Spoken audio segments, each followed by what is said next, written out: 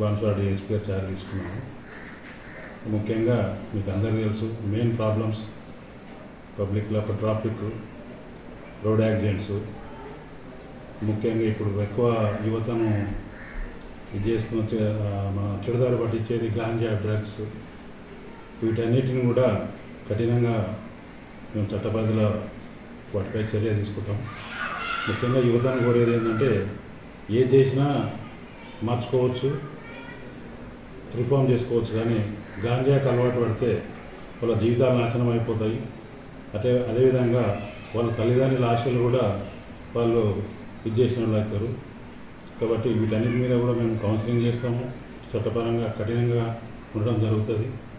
Road accidents కూడా ఎక్కడైనా road engineering problem ఉంటే కూడా సంబంధిత అధికారులతో కూడా మేము మీటింగ్ పెట్టి వాటిని అక్కడ రోడ్ యాక్సిడెంట్స్ కాకుండా కూడా లోకల్ పోలీస్ తోటి, మా సిబ్బందితోటి, అదేవిధంగా టోటల్గా ఇక్కడ ప్రజాప్రతినిధులు కానీ ప్రజలతో కానీ పూర్తిగా సహకారం తీసుకొని శాంతి భద్రతలు పూర్తి స్థాయిలో ఉండేటట్టు తప్పకుండా కృషి చేస్తాం.